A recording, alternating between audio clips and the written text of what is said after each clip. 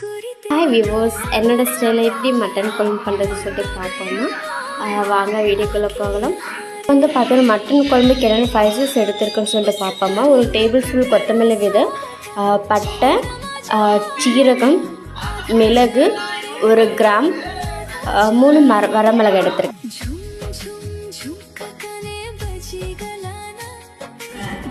Mutton குழம்பு வந்து பார்த்திங்கன்னா 2 தக்காளி, சின்ன வெங்காயம், பூண்டு, இஞ்சி, தேங்காய், இது வந்து கொத்தமல்லி. மட்டன் குழம்பு வந்து தாளிக்க வந்து பார்த்திங்கன்னா 1 கொத்து கருவேப்பிலை, கொஞ்சம் கொத்தமல்லி, புதினா, இது வந்து பார்த்திங்கன்னா பெரிய வெங்காயம் நறுக்கி வச்சுருக்கேன். மட்டன் குழம்புக்கு வந்து பார்த்திங்கன்னா ஒரு 1/2 kg வந்து மட்டன் எடுத்திருக்கேன். இந்த மட்டன் வந்து பார்த்திங்கன்னா வாஷ் பண்ணி வச்சுட்டேன் குழம்புக்கு. ஸோ இந்த கொஞ்சம் மட்டன் வந்து பார்த்திங்கன்னா இது வந்து வத்தல் மாதிரி போட வந்து வச்சுருக்கேன். நம்ம எடுத்து வச்ச ஸ்பைசஸ் எல்லாம் ஃபஸ்ட்டு வந்து ஒரு ப்ரௌனிஷாக நம்ம ஃப்ரை பண்ணி எடுத்துக்கலாம்.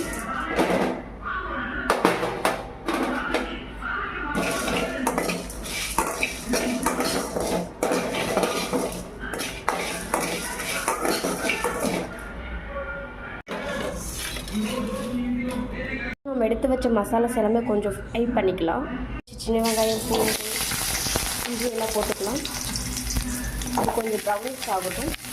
இப்போ ப்ரௌனிஷ் அடித்து இப்போ நம்ம கட் பண்ணி வச்சு 2 தக்காளி ஆட் பண்ணிக்கலாம்.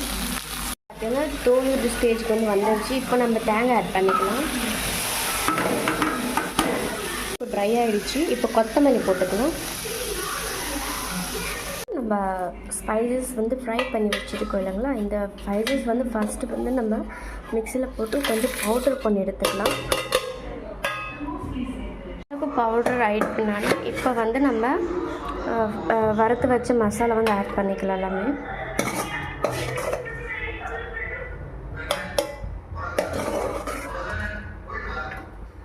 குழம்புக்கு எண்ணெய் ஊற்றிக்கலாம். உங்களுக்கு தேவையான அளவுக்கு எண்ணெய் ஊற்றிக்கலாம். நான் கொஞ்சம் நெய் ஆட் பண்ணுறதுனால கம்மியாக போட்டிருக்கேன். லைட்டாக நெய் ஆட் பண்ணிக்கிறேன். ஊற்றி வச்சுட்டு வெங்காயம் போட்டுக்கலாம்.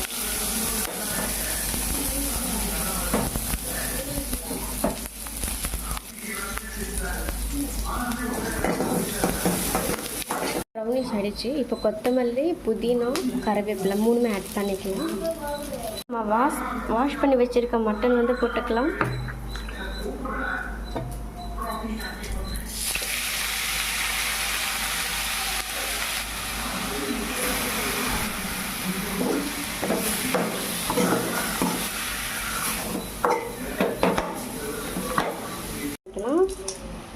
மஞ்சள் நல்லா கிளறி விட்டுக்கலாம். நல்லா வேகட்டும். நம்ம மூடி போட்டு க்ளோஸ் பண்ணிக்கலாம்.